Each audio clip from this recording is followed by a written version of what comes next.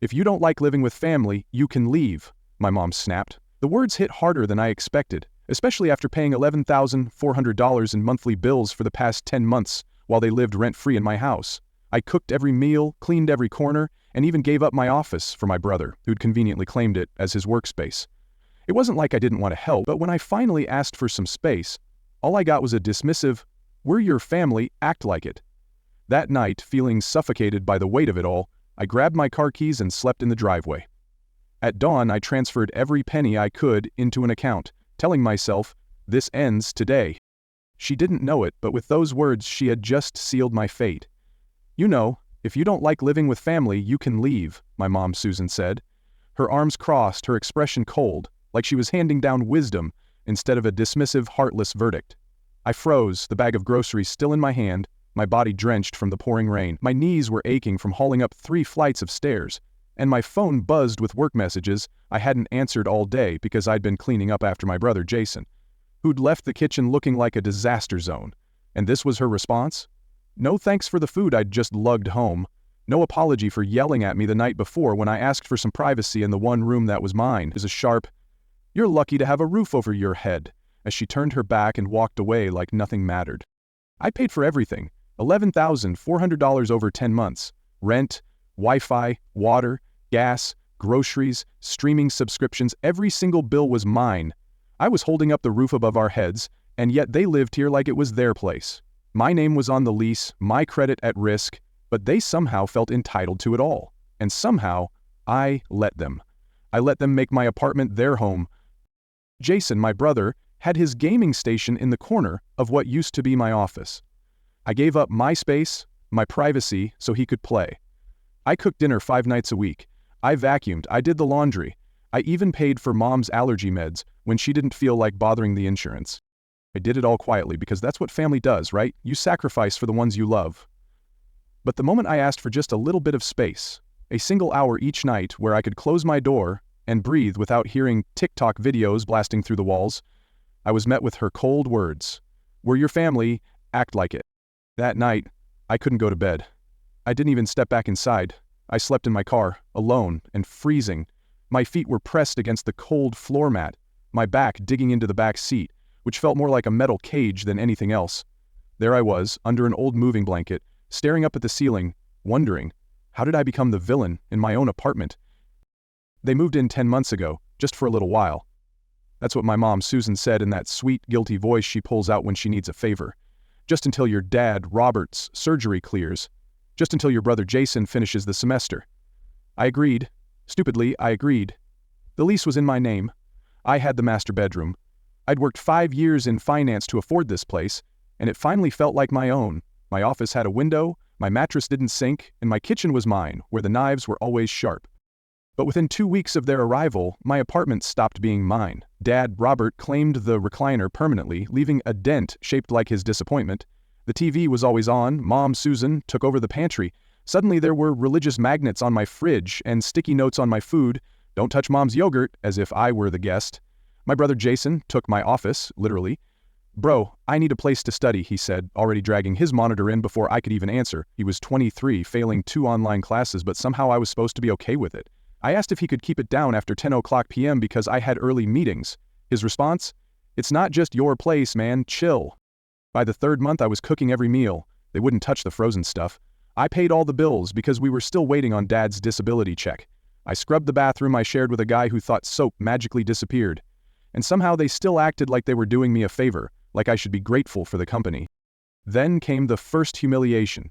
It was a Tuesday. I was running late for a Zoom call and couldn't find my charger. Jason had taken it again. When I knocked on my old office door to ask for it back, he didn't even pause the game. "Bro, I told you not to knock like that. You're freaking out my squad." I stood there, stunned in my own apartment, asking for my own charger. Mom, Susan, popped her head out of the kitchen and said, "Sweetheart, just let him focus. He's under a lot of pressure." I was under pressure. I was working 12-hour shifts to cover 4 people's lives, but no one saw that. Then came Facebook. A picture showed up one night, tagged by my aunt. A family barbecue, my living room, my grill, Dad, Robert, smiling with a beer. Jason with his arm around a girl I'd never met. Mom, Susan, had captioned it, "Family is everything. Nothing is more sacred than being under one roof together." I wasn't in the photo. I was in my room on a deadline editing someone else's budget report for the third time. No invite, no heads up, no plate saved for me. The comments rolled in. So happy you're all together again. Your boys look so grown up. What a beautiful home. Mom replied to one. We're blessed. It's ours, but it feels like heaven. Ours. That was the last straw for me, but not for them. Because that's when they started really testing me. Jason began using my Uber account. I only found out when I got a $92 charge for a 2 a.m. ride. He denied it until I showed him the receipt with his drop-off address. You make 6 figures. You're really counting pennies now? He scoffed. I asked Mom Susan about it. She sighed. You know how hard it is for him to ask for help? Just let it go. Then Dad, Robert, stepped in. You're getting bitter, he said. I didn't raise you to be selfish. I didn't respond. I was too busy checking my savings account, watching it drain like a slow leak. Then came the worst part. The family group chat. It started small, Jason sending memes, Mom posting blurry photos of the cat, Dad trying to be funny, until one night I found this, a picture of me asleep at my desk, taken through the crack of my door, captioned, "Look at this guy, works all day and still can't afford to move out," dozens of laughing emojis. A reply from my cousin, "Bro looks like a sad office NPC." Someone even made a GIF. I stared at it for 20 minutes. I didn't blink. My hands shook. Every day I'd been sacrificing, doing everything for them, paying the bills, cleaning up, cooking, and they mocked me behind my back. I was the one working my fingers to the bone, keeping everything afloat, and yet they treated me like a joke. The anger bubbled up from deep inside, stronger than anything I'd felt before. How had I let myself be treated like this? How had I let them take my space, my energy, my time, and turn it into a running joke for their amusement? The tension, the humiliation, the sheer weight of it all had built to this breaking point. I had been nothing but generous, nothing but patient, and in return I got used, belittled, and ignored. That night I made a decision. I knew it was time to stand up for myself. I was done being the joke, done with their entitlement. I wasn't going to be the one who lost everything for a family that didn't appreciate a damned thing I did. Not anymore. That night, I checked the lease they never read, the lease I held in my hand, and I realized something chilling. Not only had they treated me like a servant, but they also thought I couldn't, or wouldn't, do anything about it. The next day, I found my external drive, tucked away in a drawer. Inside it, a folder I'd forgotten I started during lockdown. Screenshots, spreadsheets, voice notes, rent receipts, audio recordings, like the one from March where Mom Susan said, "Don't tell him we used the rent money for Jason's laptop, he'll just get dramatic." I had saved everything. I wasn't just going to walk away from this. I wasn't weak, not anymore. Then I checked the shared Wi-Fi router logs. Jason had been using my email to apply for crypto accounts. I confronted him. He denied it until I played a voice memo from a customer service call. His voice. My name. They'd crossed the line, but I wasn't going to scream, not yet. I backed up the files, sent a few copies to a lawyer friend, one to my own cloud and another to a private email only I could access. And then, I did something else. I messaged our landlord. I told him I'd be moving out at the end of the month, not alone, but with the lease. He didn't know it yet, but Jason had just lost his gamer cave. Mom, Susan, was about to lose her yoga nook. Dad, Robert, was going to lose his recliner and his... And when they asked why, I'd show them the photo, the caption, and every emoji that followed. The knock came at 7:18 a.m. too early for anyone in this house to be awake. I was already dressed, coffee in hand. I had been waiting for this moment for 2 weeks. Jason stumbled out of my old office, looking a mess, eyes puffy. "Bro, can you get that?" I was up late. I said, "You might want to be up now." He blinked. "What?" Then the second knock came louder. Behind it stood 3 people. Mr. Collins, my landlord, khakis and clipboard in hand. Officer Romero, city badge, calm but firm. A woman in a navy blazer. Someone from the housing board. Jason opened the door and nearly dropped his Red Bull. "Good morning," Mr. Collins said, not smiling. "I'm here to inspect the premises for a tenant complaint." Jason looked back at me confused. "Complain?" he asked, his voice cracking. "Yeah," I said, stepping forward. "Apparently someone filed a complaint about illegal activity and tenant abuse under my name." I didn't flinch, because I already knew who had done it. 3 nights ago, I got an email from the rental board. A report had been filed accusing me of overcrowding, verbal abuse, and theft. Anonymously, of course, but guess whose IP address matched the one tied to the complaint? Jason's. I had the full server trace printed and clipped in a folder. That folder was now in Mr. Collins's hands. Officer Romero turned to me. You're the leaseholder? I nodded, already pulling out my driver's license and lease copy. Yes, sir. Leaseholder. Utilities under my name. Rent is paid on time every month. I've got bank statements if you want them. He glanced at Jason. And these people live here. How? Jason hesitated. We're family. I cut in. Not one of them is on the lease. Collins flipped to the tenant list. Correct. Only one name here. Yours. That's when the yelling started. Mom, Susan, came out of the bedroom in her robe. Aaron Curez, what's going on? Why are strangers in my house? Your house? Collins said sharply. Ma'am, this unit is leased to your son. He's the only legal occupant. She blinked, stunned. But we're family. Officer Romero pulled out a notepad. Ma'am, do you have any documentation? Mail addressed here? Lease agreement? Anything? Dad, Robert, emerged next, shirtless, frowning like someone had just ruined his Sunday golf. You can't just barge into our home. It's not your home, I said quietly. It's mine. Or at least, it was. Then I looked at Jason. I know you filed the complaint, I said. His face twisted.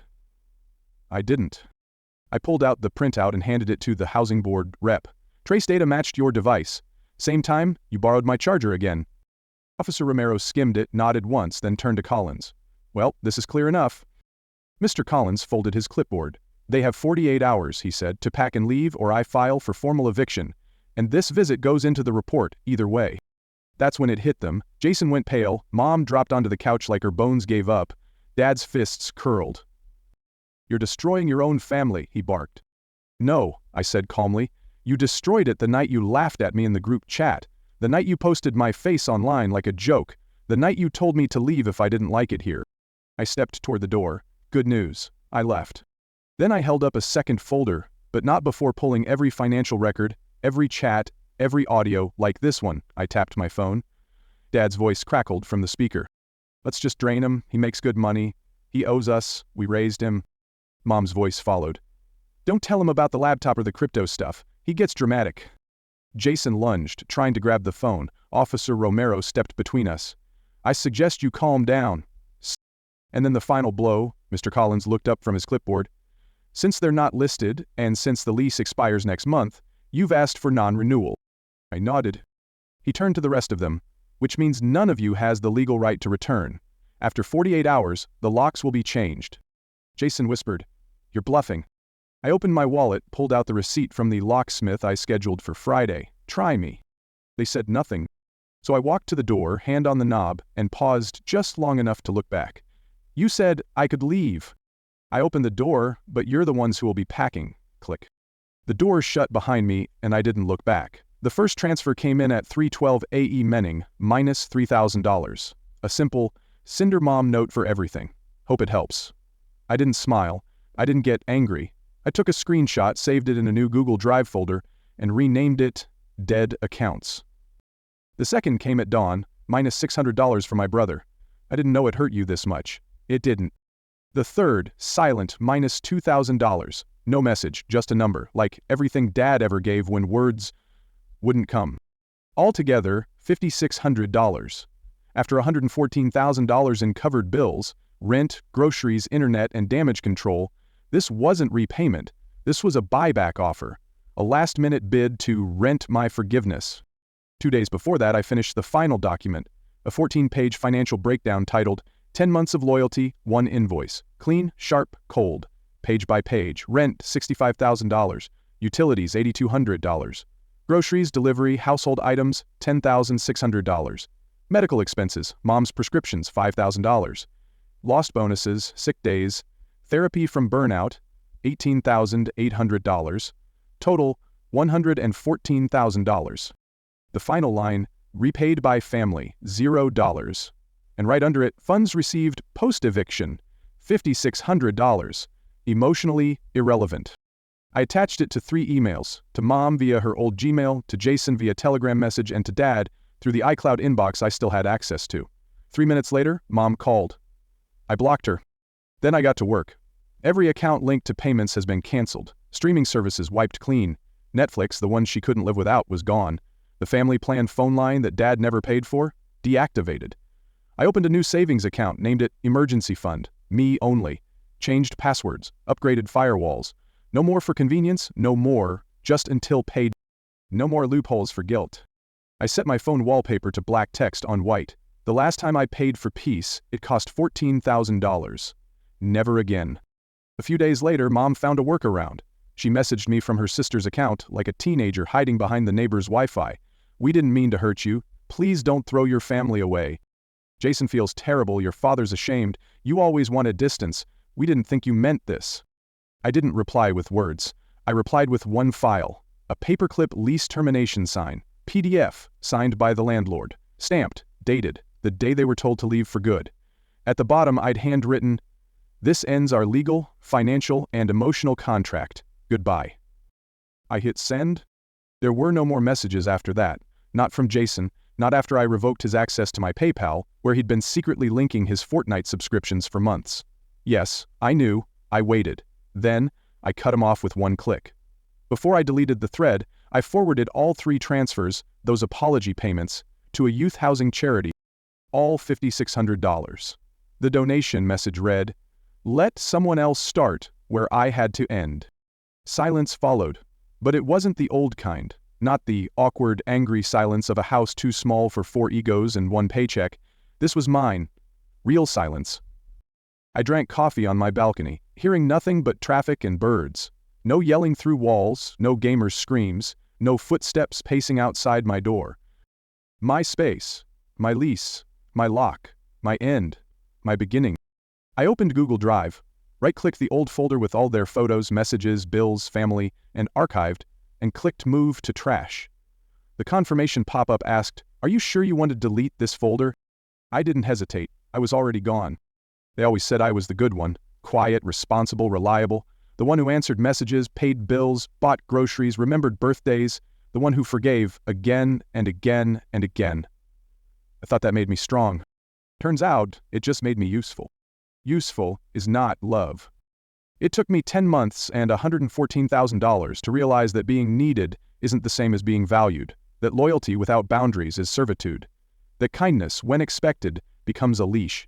They didn't ask, "Are you okay?" They asked, "What else can you give?" And I gave my money, my office, my sanity, my silence, until the day I didn't. People think explosions are loud, but sometimes the most powerful break is quiet. Not a scream, not a slam door, just a decision that never turns around. No revenge post, no public dragging, no messages sent in all caps, just one transfer, one lease termination, one signed PDF, and then nothing. Not out of cruelty, but out of clarity. I kept thinking back to that night. The night I slept in my car, because they made my home feel like a hotel lobby I wasn't welcome in. Mom's voice echoed, "If you don't like living with family, you can leave." She didn't say it as a suggestion, she said it as a dare. So, I took the dare and raced her with silence. Now, I wake up and don't check my phone. I drink my coffee while it's still hot, my shoes are where I left them, my groceries last all week. My name isn't the one they use in jokes anymore because it's not on their lips. It's not in their group chats. It's not theirs anymore. I thought helping meant loving, but they thought helping meant using. And maybe my biggest mistake wasn't the money. It was not saying no the first time they called me ungrateful. Not walking away when they laughed behind my back in the family chat. Not ending it when Jason used my PayPal like his personal playground. But that's the thing about survival. It teaches you to hold on longer than you should, even to people who only call you family when you're paying. I'm done holding on. I'm not heartless. I'm healed. I opened the last app that still had their names in it, the family group chat. Dad hadn't messaged in weeks. Jason left the group after the eviction. Mom was still there, still typing. I hovered over the chat, pressed leave group. Confirm. Yes. The screen blinked. Then, nothing. And it felt like peace. Not loud, not dramatic, just peace. So, what do you think? Can family really treat you like this just because you're supposed to be the one who sacrifices? Or do we all deserve respect, even from the people closest to us? I want to hear your thoughts. Drop a comment below and let's talk about it. Have you ever felt like you were doing everything for your family, but still ended up feeling invisible? And if you've been through something like this, hit that like button to show your support. If you're new here and want more stories about the real struggles we all face, hit subscribe and join the community. This journey isn't over yet, and neither is mine, so stay tuned for more raw, unfiltered moments. Remember, you're not alone in feeling overwhelmed by the weight of duty. Sometimes, standing up for yourself is the hardest, but most rewarding thing you'll ever do. Thanks for watching, and I'll see you next time. Keep your head up, and don't forget to take care of you.